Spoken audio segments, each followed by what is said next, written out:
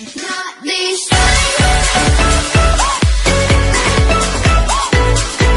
Your dream come true, you got to stay focused. Some people rather get even than get ahead. Stay focused on where you want to go.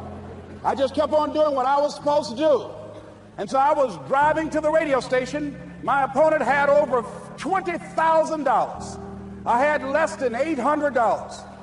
As I was in the radio station, the guy said, "You're going to make a commercial?" I said, "Yes." He said, "It better be a good one because that money can't go pretty far here." And I sat there in the middle control room and I was thinking. And here's what happens when you get still. Stuff will start coming. Something said, "Call your mama." You used to talk about your mother on the air all the time. Ask her to say a few words for you. That'll be a different kind of political spot. So I called my mama. And I had a gospel record playing in the background. And then I had my mother say, "Hello, this is Mrs. Mamie Brown. When I raised my sons, I raised them to be good children. When they got out of hand, I beat them behind and made them go right. Please vote for my son. He's a good boy." Usually in the state representative race, maybe 3,000 or 4,000 people will come out to vote in a primary. In that primary race, over 27,000 people came out and voted and said, "I'm voting for Les Brown because his mama said he's a good boy." I won, ladies and gentlemen. I won. So you've got to be willing to stay focused, to be creative, to be relentless, because things are going to happen to you when you're working on your dream.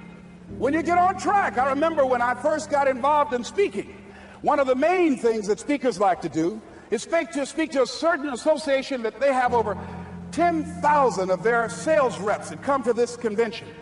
And I was relentless. I kept saying, "It's possible. It's possible." See, what I wanted to let you know and set you up for, because you say it's possible, don't mean that you're not going to have any problems. That Murphy's Law ain't going to come and slap you side the head. Oh, Murphy going to come visit you. He's waiting for some of y'all out in the parking lot. Oh, you say it's possible. Okay, it's possible. You better get up. Well, I was working. I kept saying it's possible. They got other speakers on this program. I can be on that program too. I kept selling myself. I got all fired up. And I was calling them every day. And the lady finally said, "Mr. Brown, I tell you what, we want you to come in and talk to our sales executives. You got the kind of fire and guts that they want that will motivate them. And let me tell you something else. We want you to bring your motivational tapes. You're going to need at least $50,000 worth of tapes." I said, "Is that right?" "Yes, because they want to keep that drive alive." I said, "All right." I called the guy who duplicated my tapes. I said, "Don, how you doing? This is Les. Let me tell you, I got a major speaking engagement." I said, "Man, it's a speaker's dream. I need over $50,000 worth of product." He said, "Les, you don't have that kind of credit." I said, "I know, but Don, I can sell that. Just right after speaking engagement, I'll give you your money in 4 days." He said, "Are you sure, Les?" I said, "Yes, but I got a major speaking engagement, and they told me to do it." He said, "Man, that's a big order. Let me talk with the lady with you." I said, "Hold on just a minute, man." Call the lady back. "Hello, Evelyn, how you doing? This is Les Brown. I got Don on the phone. What did you say? Do I have the speaking engagement?" "Yes, you do." And what else you suggest? Les, our people, they buy a lot of tapes. Your tapes are very popular among them. I'm saying bring at least $50,000 worth of tapes, Les. You'll sell everything you got and more. I said, "Did you hear that, Don?" He said, "Yes." I said, "Now, if anybody else has to make a decision, are you the final person?" She said, "I'm the final person. I will send you the contract. I want you." I said, "Did you hear that, Don?" He said, "Yes." I said, "Oh, ye of little faith." I said, "Duplicate the tapes, man. Hung the phone up." Well, he duplicated the tapes. 1 week came by. I'm checking the mail every day. No contract. I said, "Come on, Murphy, don't start now, man. Come on. Come on, man, give me a break. Come on now, you know. This ain't fair. Come on, man. Give your boy a break. Come on." I talked to myself, you know. I didn't want to call him right now. 2 weeks passed by. Murphy said, "Don't you think you ought to call him?" I said, "Okay." I called. I said, "Hello, this is Les Brown calling. How you doing, Les?" I said, "Fine." I said, "Evelyn hasn't sent my contract out yet. Any additional information you need?" "So, Les, you haven't heard?" I said, "No." I said, "Evelyn died." I said, "She died?" I said, "Did she say anything about me?" When I got home, I was so wiped out. And Murphy was in the house waiting on me. Murphy said, is it possible you want to listen to some of your tape? Well, ladies and gentlemen, here's what I had to do. I had to begin to focus on what was the solution. That this was not the only place that I'll be able to sell those products. And as I began to challenge myself and got some help and support and some other input, I eventually did. It took longer, but it was challenging. But I did it. Repeat after me, please. No matter how bad it is, or how bad it gets, I'm going to make it. I'm going to make it. Shake somebody's hand on your right and left and say, you got that right. I can have my dream. I can get what I want. I must be creative and never give up. Now, let me share something else with you, ladies and gentlemen. When you know within yourself that there's something you want to do, and I believe that all of us were born with a purpose, that all of us have something that we are supposed to do, that all of us have some goodness within us, and that goodness gives us a responsibility to manifest our greatness. And when you know that, you can feel it in your guts, and you know that you're deliberately operating below your potential. You've gotten comfortable. You stop expanding, you stop stretching, you stop challenging yourself. Let me share something else with you. Not only is it possible for you to have your dream, but it's necessary. It's necessary that you have it, that you work on it, that you develop yourself, that you go for what is yours in the universe. I have a friend that at the beginning of the year I was in Los Angeles giving a speech, and I do a seminar teaching people how to become involved in the speaking business, and also one called Speaking with Power, teaching people how to begin to develop their communication skills. And this friend, I said, I want you to work with me. I called her up. She said, Les, are you sure I can do it? Sure you can. You have a PhD in communications. I don't have that. If I can do it, sure you can do it. In fact, I'm going to give you the support that you need. Here's what I realized, ladies and gentlemen. We only have enough energy to take us to a certain level, but it's necessary that we assemble ourselves with other people who share our vision, other people that can see it for us, to give ourselves a home court advantage.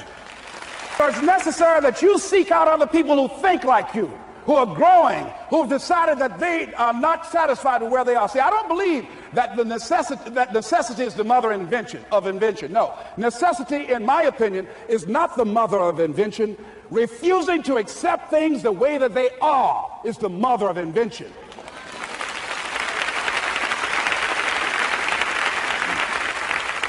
When you decide, I'm not going to settle for this, this is not going to be it for my life, I deserve more than this.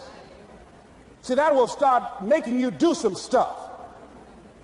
See, a lot of people go to work every day miserable, and all they do is just talk about how miserable they are. But they don't do anything about it. So I was telling her that I knew she hated her job with a passion.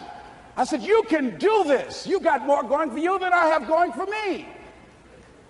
And we've been going through this for years, ladies and gentlemen. She'd been to my seminar speaking for a living. She brought her husband, and that was one of the major problems that I realized that happened in her life. He couldn't see it for her. So you got to make sure that you have people in your life that can see it for you, that will encourage you. Non-affirming relationships can hurt you.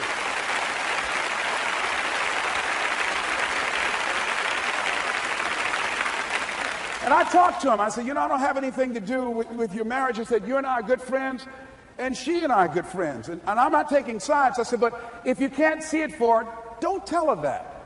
Just give her some support. What if you're wrong? It's possible, man, that if I'm doing it, she can do it. Well, you're different. How are you going to tell me that? You've seen her speak. She's got great speaking skills. Don't underestimate her. You don't know. You've got a great woman here. But you see, people who can't see it for themselves can't see it for you. He was happy. So I said, will you do it with me? I said, I'm going to give you the support you need. You can't do it by yourself. I will stand with you. She said, you will? I said, yes. I'm going to make you a part of my seminar. You'll do a part of it, and I'll do a part of it. Speaking with Power. She said, okay. 3 days later, ladies and gentlemen, I got an emergency call at my office. It was from her husband. He called and said, tell Les Brown that Marion is dead. I said, oh no. when I was flying there to go to the funeral. And I remember the last time that I saw her, and I had some of her papers that I had gotten inadvertently confused with mine, and I took them home. And I was searching through these papers to do one of her works. She was a prolific writer. And what got me, what was so sad that made me begin to cry, was that there were poems that she had started that were profound poems, great thoughts that she didn't complete.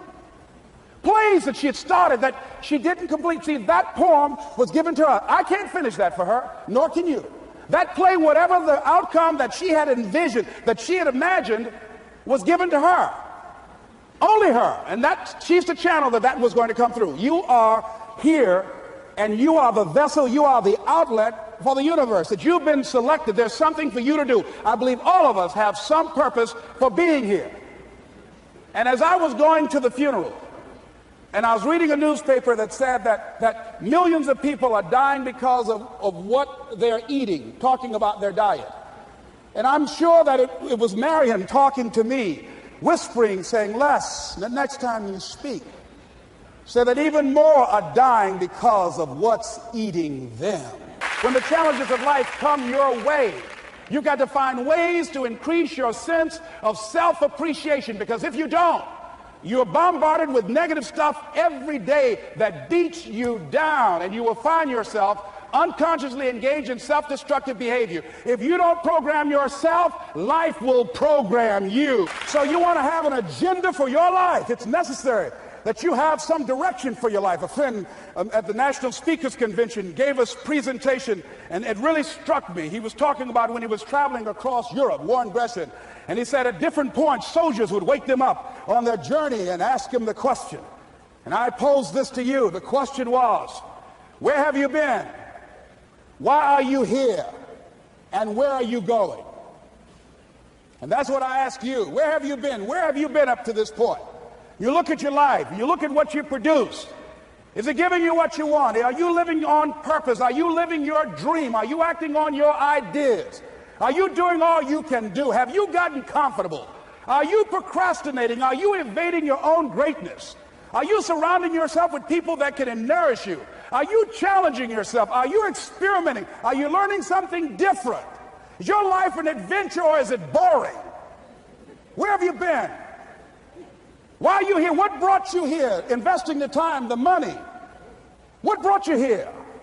And where are you going? What is it that you can get out of this session, out of this lecture? That when you leave here, rather than this just being a spectator event, that you got some idea, some dream, that you might have to go back and brush it off and look at it again and say, I've got to do this. This is my stuff. This is what I'm supposed to do. This is why I showed up. Where are you going with your life? What decisions are you making right now as you look into the future? Are you experimenting to find out what other talents and abilities that you have? See, we're in a time right now. The day is gone where you could just go to college and get out and get a job and work 30 or 40 years with job security and retire with a gold watch. The gold watch days are gone. Brand new day, party's over. So now you have got to be multi-talented and multi-skilled. You've got to use all your stuff. You don't know what else you can do. I didn't know I can do what I'm doing right now. It's necessary that you stretch and challenge yourself and say, let me see. I start out as a trainer. I'm a trainer. That's what I am. That's what my expertise was in. And then I decided, let me see, can I speak? And then I discovered, hey, I can do that. What if I hadn't tried to do that and just been satisfied with just being a trainer, with a limited vision of myself? And then after training, and then I said, well, maybe I can go into business for myself. And I started speaking, going into business for myself. Well, maybe I could train other speakers and teach them how to go into business for themselves. See, you want to have a backup plan. You want to have other strategies for yourself. In case this doesn't work out, you got something else going over here.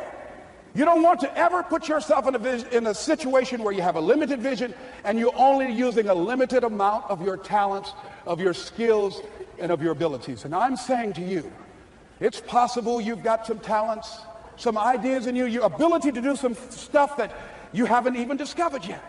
And I'm suggesting that it's necessary that you get outside of your comfort zone.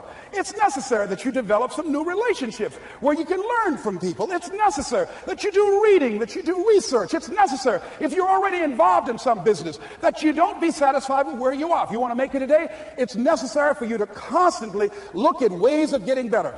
Not only is it possible for you to have your dream, and it's necessary for you to challenge yourself to go after it and get better and leverage relationships that can help you get to where you want to go, but it's you.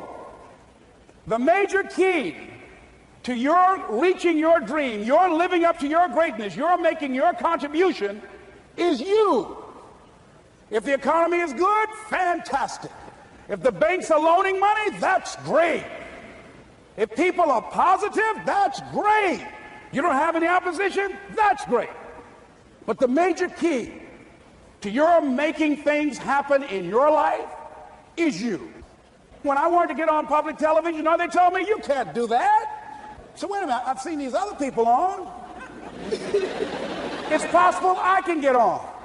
Leo Biscaya, John Bradshaw, it's possible. Hold time out. Let's be realistic. Come on, be logical.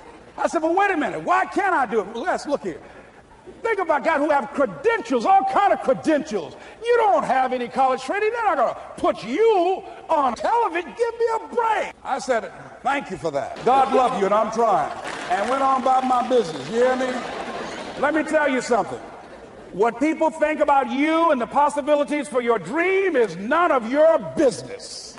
That's their business. They have no imagination, ladies and gentlemen. They're living out of the past, out of their memory. Their attitude is it can't be done because they haven't seen it. They're judging according to appearances. The people that are going to make it in the future, the people that are making it today, let me share something with you. History is being read, but it's also being written by people with imagination. So I went to the next mode, necessary to start talking to people and seeking and asking for what I wanted and leveraging relationships and trying to find out how did the people do it that went ahead of me? How do they do it? And then what is it I need to do? How is it I need to train myself, to develop myself? What's the resources that will be required in order to make it happen? And as I start seeking out and asking questions, I started running into people who said, I know someone who can help you do that. And they helped me get connected with those people. Remember, we have so much energy that can take us so far. It's necessary that you hook up with some other energy that can take you to the next level. I hooked up with them. They said, let's go. I said, away we go. And guess what? Here we are. I love it. You want your stuff? It's necessary you take responsibility for it, that you make it happen, that you don't give up, that you don't take any objection or disappointment or defeats personally, that you keep on keeping on, that you don't decide that I can't make it because you can't see the light at the end of the tunnel, that you realize that's a part of the program. And here's something you've got to resolve. Say this to yourself every day.